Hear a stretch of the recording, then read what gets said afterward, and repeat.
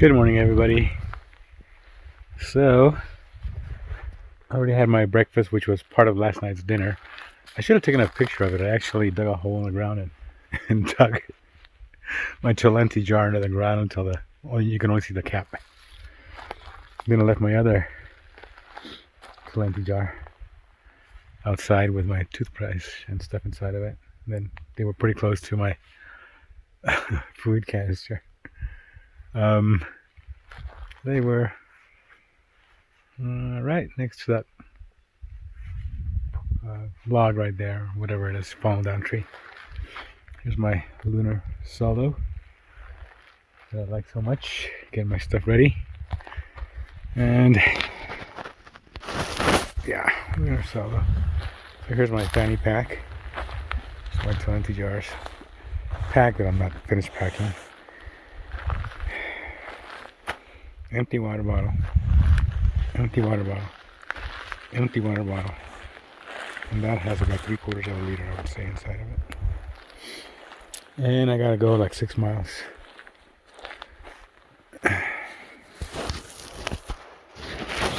So yeah, the lunar solo was showing some yesterday. You can see the back of the floor is pretty good. One thing I want to mention, I don't know if you guys can see some of the debris in there. A lot of times you kick that in there when you get inside. Nice bathtub. And that can poke your mattress pad. Try to keep that as clean as possible is my recommendation on that. I'm pretty sure that's what flattened my other one up. I was checking afterwards and saw a lot of small little thorns. It's not just dirt that goes in there, but also thorns. Hi. You were talking to a tree. Oh.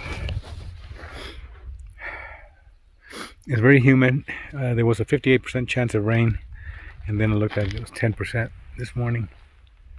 But it's very humid. It's kind of hard to breathe, especially up here at over 10,000 feet in elevation. So I already took one of my oxygens. Here, I'll do it again, just so you guys can see it. Let me get my hand around somewhere. Okay, so there's a boost. Oh no, that's not the boost, it's Listerine. Get over there. You gotta go inside there anyway. You get over there too. Oops, my glasses. Sorry. I can't do that to my glasses. These are my reading glasses. They're actually my prescription glasses. But yeah, they're actually my prescription. God, I got everything in my pocket. And the neurology ball's there too. Okay, so here's the boost thing. You take off the cap. It's easier to do it when you're not holding your phone. Put it in my pocket. I shake it. I don't know if you have to. And you got to press it down. And not just a little squirt. You got to hold it down. Firmly. Okay?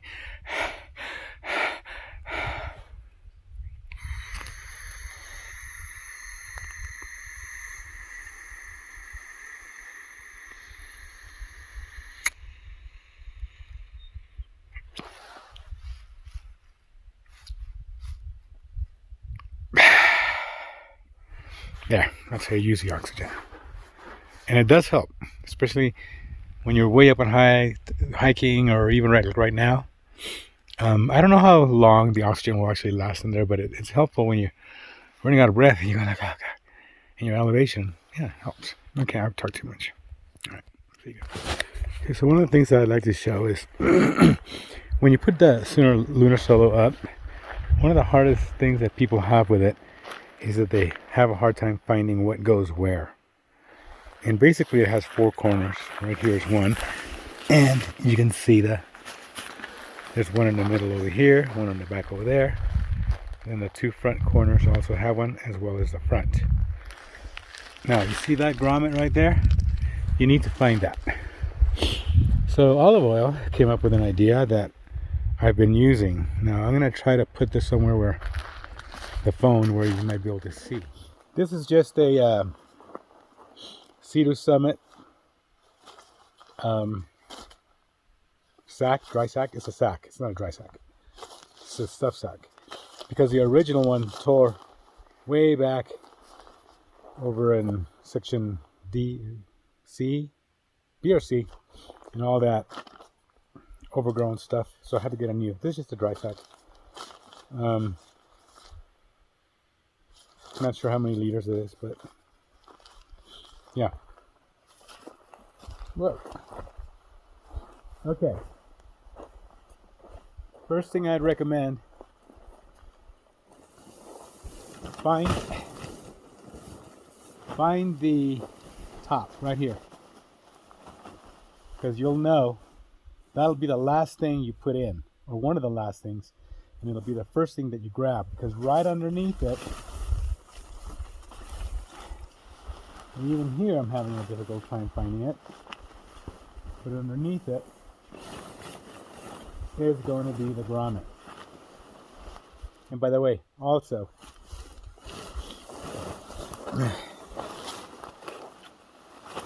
on these lunar solos, they come with this little plastic thing right here. I'm going to leave it on there, but you could actually take it off. But see how I have this S-beaner? S-beaner doesn't come with it. I put an S-beaner on it. Yeah, I'll go ahead and do that when you're going to put it away. But I put an S-beaner back in mile 169.3 Apache Spring, because with a 60 plus mile an hour winds, that little plastic piece just unhooked. Just found a way to unhook. So get an S-beaner in there. Again, as I said, find this piece right here. The best thing is to find this. This will help you find the grommet.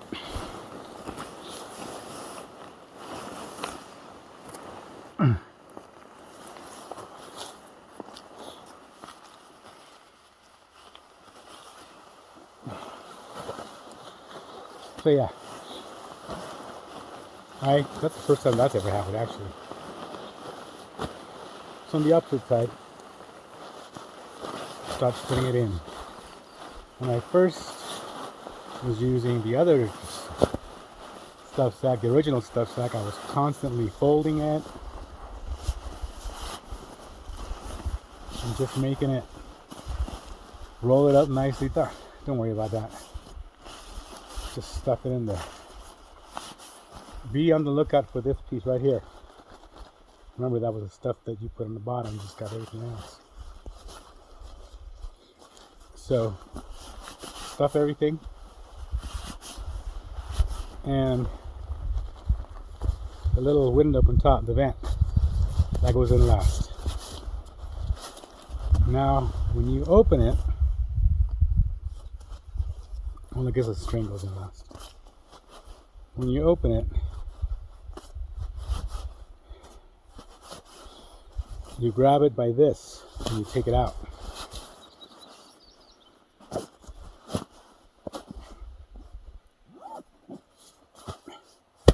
Here's a tent.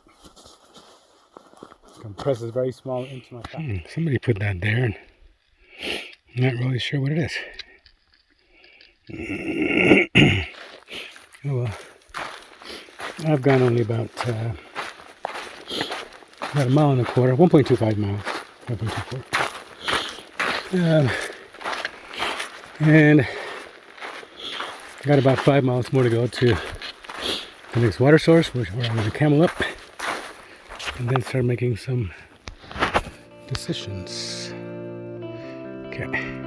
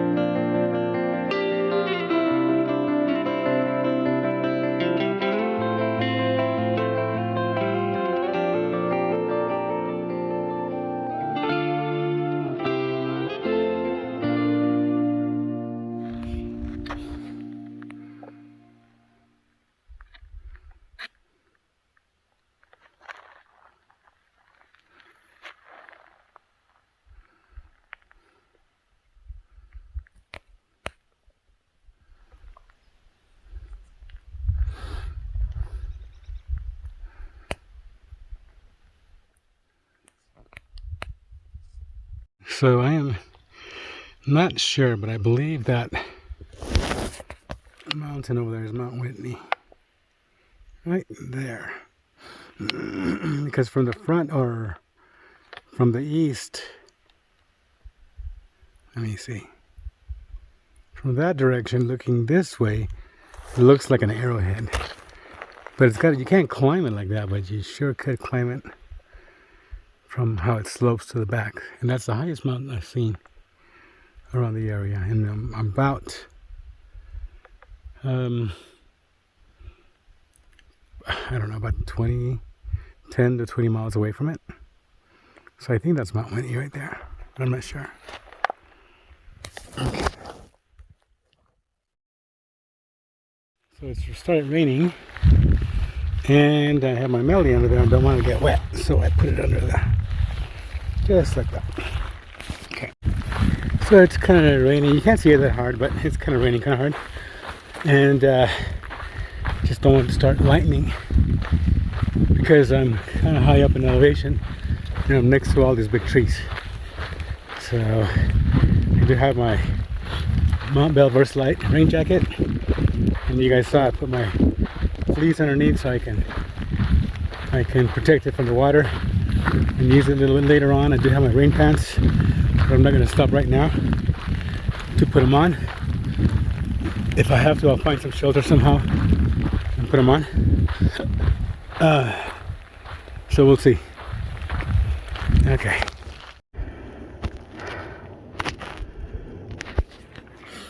So it just stopped a little bit. Got my rain pants and my jacket, and now it's stopped. It'll probably start again though. Okay.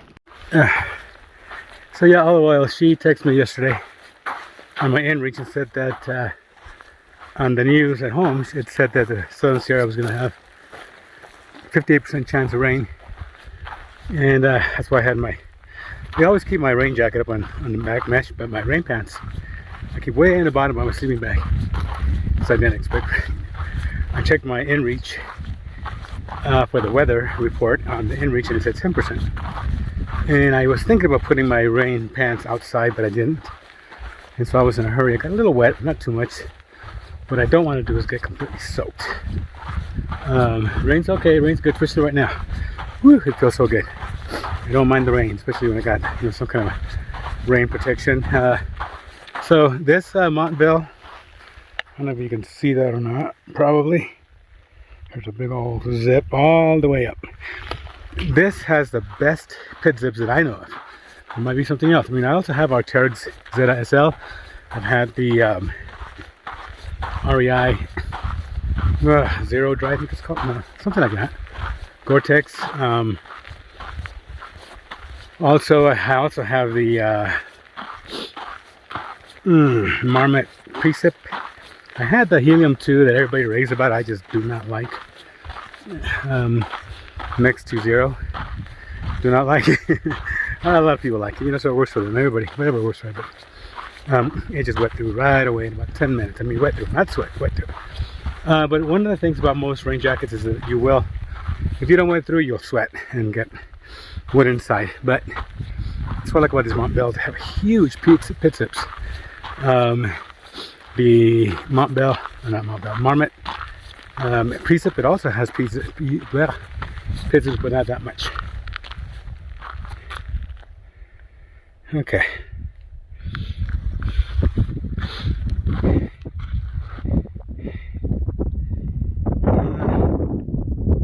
I don't know. Somebody left some kind of little sign there on the ground. Okay, anyway, looks like the rain might be over for now, but if you look over there, so I was thinking about bailing at Trail Pass, going to Lone Pine, and then just rest and think about what my next step is going to be. And this, with this rain coming in, yeah, Trail Pass is going to be okay, to try to exit, get into Lone Pine, just to rest up and see what's going on. Okay, I heard something. Talk to you guys later. So from here, it looks kind of like a golf course down there. but it's actually a meadow of some kind. And I think that's where the spring that I'm looking for is there. And if it is, I'm gonna camel up, camel up, camel up, camel up, fill up, and then rest for a while, and then take off. Okay. So check out the bottom of that one tree. That's where I guess the root was at or something. Anyway, I'm taking a break. Hopefully in about 1/8 of a mile there's water. If there's not, I'm screwed. Oh boy, of course. So that one says that I came from there. Trail goes there, but it says there's water down here. And I'm really hoping that it has water, because if it's not, I'm out of water for the most part for the next 5 miles. I've done 20 miles without water. I'm with water. I'm hoping anything. If it's mud, I'll take it. I mean, muddy water, I don't care. But hopefully there's something down here. Okay, talk to you guys later. Public corral. Looks like a firewood place.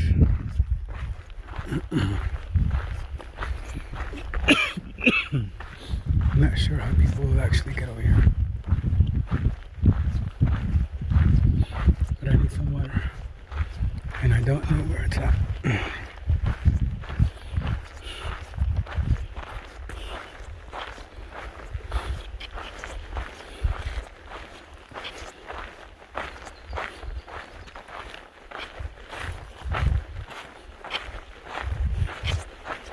I see water. I see water. Thank God. I see water. I don't know how clear it is, but it doesn't really matter right now. I need to get water. Thank you. Thank you, Lord. Oh my gosh. It's flowing. Yes. Well, I just finished filling that one up. Part of that one, I still gotta finish. That one's empty, gotta fill it up. This one's almost empty, gotta fill it up too. There's my soil filter. You know, here's the water.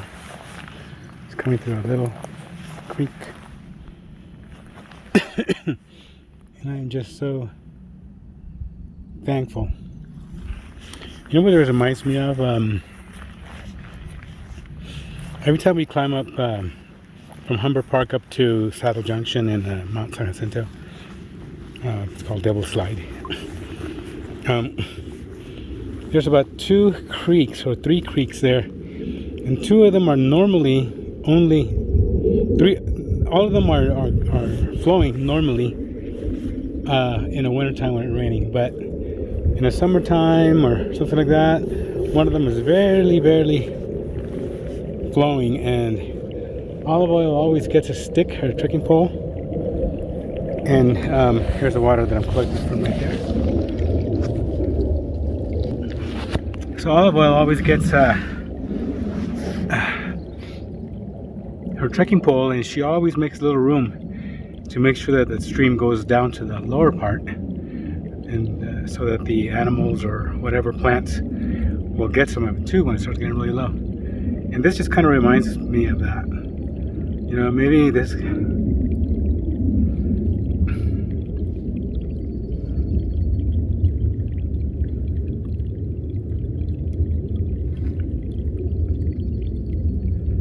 Maybe this is kind of paying it forward, so to speak. I was really scared I was going to run out of water. Wow. This is really good. Yeah. Look at that. Oh my goodness. Yeah. Definitely beautiful from here. There was a huge mountain. I'm looking south, sort of. I can't see Mount Whitney the way I could earlier. I'm glad I took a picture of it from when I did, because after that I think all the shorter mountains have been covering it, and I think very few people actually get the chance to look at Mount Whitney from the side like that. Most people, they go to Whitney Portal, see it from the east side, but you can't really see the mountain. I'm not going to say in its entirety, but the majority of the mountain. It's just beautiful. Okay. So when I hear is a sound that I don't like, me I like, but I find it very concerning. That's a helicopter. I don't think it's part of the Edwards Air Force. And if you guys remember over at Deep Creek, yep, there is a helicopter.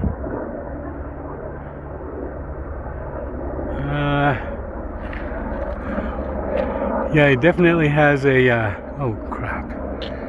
It definitely has a, how do you call those hospital bed things? I should know, I'm a nurse. Yeah, I hope nobody got hurt. Launch pass and trail pass. Huh. Let me see here. It's a launch pass and trail pass. Horseshoe Meadow, Murky Meadow Tunnel Station. This might be my exit point here, but I think I'd rather be safer and go on the actual trail pass. If this is my last day on the Pacific Crest Trail, I just want to thank God He gave me the opportunity to protect me along the way.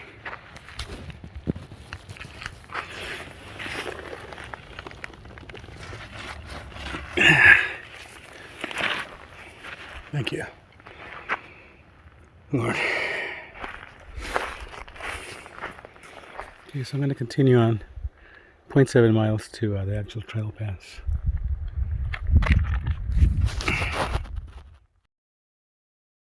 Peak. There's a nice meadow down there on the bottom. This is on the west side of this part of the Sierra. And yeah, look at that down there. Nice meadow. They have a lot of meadows around here. We were just at one right now. When you had all those cows, that was a really nice place to camel up, take a little break, eat lunch. Well, at least this is a little bit more of how I expected the Sierra to be. Windy, a little on the cold side, not hot like the desert. But I must say there was parts in the desert that were much colder than here in this part of the Sierra. And it has to do with the time, with the year, and the time that I was over there in the desert, and the time that I'm here now. But yeah, I can vividly remember going over Apache Peak and Fuller Ridge when it was snowing in Big Bear.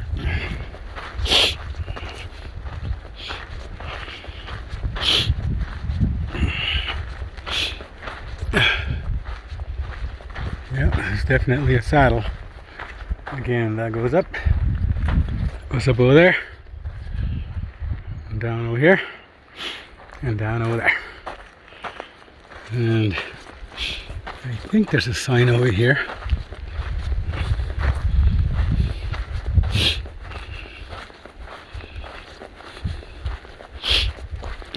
Sorry, I know the sniffling can remember somewhere in the first few videos somebody was telling me that I was sniffling a lot, and I think they recommended some allergy medication.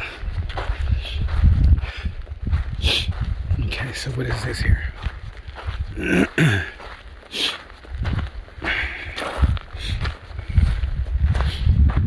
Cottonwood Pass, Mulkey Pass, PCT North.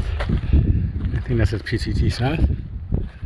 And that says Horseshoe Meadows and Mulkey Meadows that way. So I guess the one that I was showing was Mulkey Meadows. Okay, I need to see. Okay, yeah, pulling apart. Okay, I need to see what this does.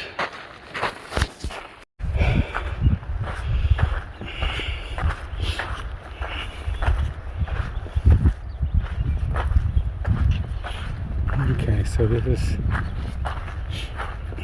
where I Get off the PCT.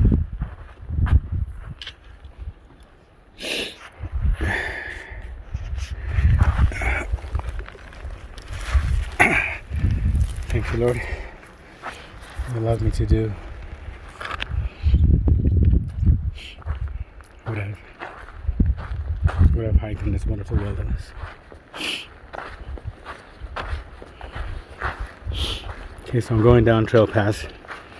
There's supposed to be a Y. Well, I'll make a left-hand turn. Go down to Horseshoe Meadows, Cottonwood. I'll go from there. Talk to you guys later. The Trail Pass trail. On the other, it's horse manure. On the other, I hope. On the other sign, it said to Trail Pass. Well, this is Trail Pass. However, when you got here, that sign here doesn't say Trail Pass. It says to Mulkey, as you guys seen, to Mulkey Creek and also to Horseshoe Meadows. And I am watching my gut hooks. I also took a reading on my compass just to make sure. I'm going, instead of being east like I thought I would be going, it was actually going north. But it has switchbacks, and I'm following them on gut hooks, and I should get to a point where there's a sign that says it should say Horseshoe Meadows to the left and some other, like Dutch Meadow or something like that, to the right. Okay, I'll talk to you guys a little bit later. It's pretty steep actually, but it has a good switchback. Okay, so this right here says Trailheads and Pack Station. So I'm gonna check my gut hooks, and hopefully it says to turn left right here. Okay. So there's a meadow over there. I'm guessing that's Horseshoe Meadow, which I heard so much about when I first started watching the YouTube videos about the Pacific Crest Trail. One of the things that I often heard about was Horseshoe Meadows, and several times that I've driven in Owens Valley in a car, I've never gone to Horseshoe Meadows. I've seen signs that said, it's Horseshoe Meadows, but never actually been there. And I'm hoping that I'm going to be able to get a ride. It's already around 2:30 in the afternoon. I mean, if I have to just kind of stealth camp somewhere and walk, road walk to Lone Pine, I don't know, I'll do what I need to do. Okay, I'll talk to you guys later. Check this out. Is this beautiful or what? I got plenty of water now. Look at this little pond. I don't know what it is, and I don't think my gut hooks says what it is.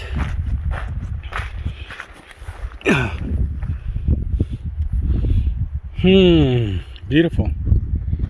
Look at that. I just need to get on the other side. Ouch, ouch, ouch, ouch, ouch. There we go. Carry on. Somebody's going fishing. Alright. I guess there's fishing up. Okay, so Trail Pass that way. Cottonwood Pass that way. And over here it says hiker parking. So I guess that's where I'm going. Because I have no clue where I'm at. It's still above 10,000 feet. I still occasionally run out of breath. Okay. Here I go. So I was in the Golden Trout Wilderness of the Inyo National Forest.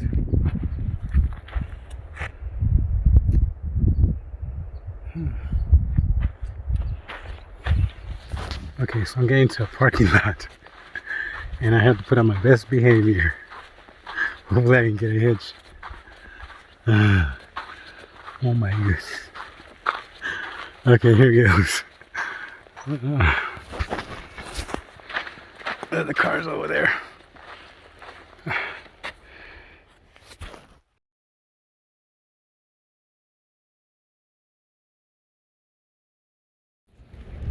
This is just a beautiful sight right there. That's the Sierra, and if you guys can see Mount Whitney right there.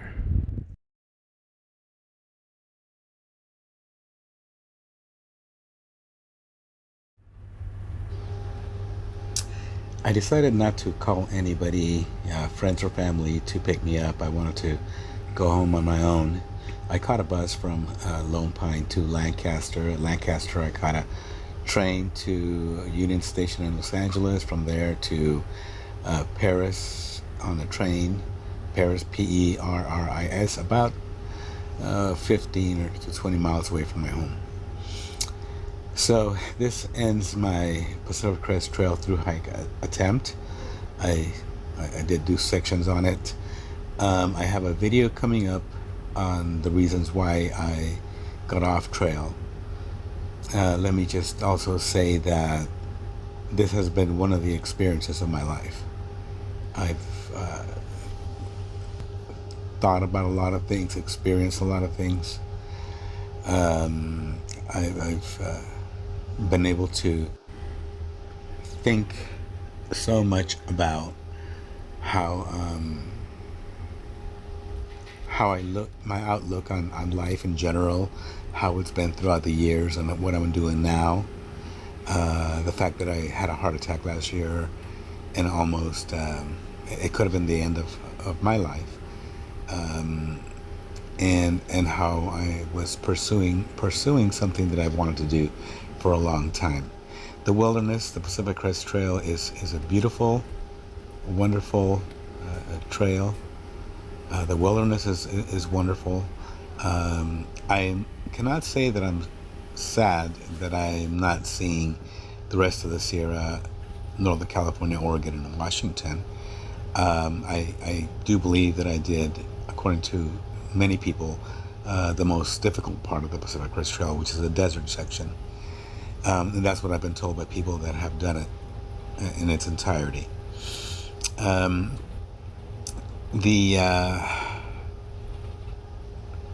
The fact that I'm stopping now does not mean that I'm going to stop hiking. It's something that Olivia and I really love to do.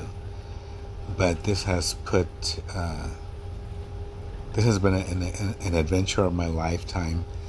Almost parallels that which I did when I was in the Navy, on a ship going halfway around the world, through typhoons and calm seas and whatnot. So I can say that I've experienced the parts of the ocean and also parts of the wilderness, and living in both of those. Yeah, the Pacific Crest Trail is going to be forever in my heart, in my memories, and we will see exactly how I will respond to different things once I get back into society. Hopefully the takeaways that I've had about my thoughts and controlling my thoughts, and being able to be as kind as I can be to other people as the trail angels were to me and to other hikers. Hopefully I can do that to the people that I meet and greet on a daily basis. I will continue showing you guys this video as I'm leaving, as I'm transporting to my home. Thank you very much for watching, for following along. As I stated, there is going to be a video explaining why I got off trail, and I'll also plan on doing some gear videos, mainly the Lunar Solo and the Superior Wilderness Rugged 50. So anyway, thank you very much again, and enjoy the ride. Thank you. Downtown Los Angeles.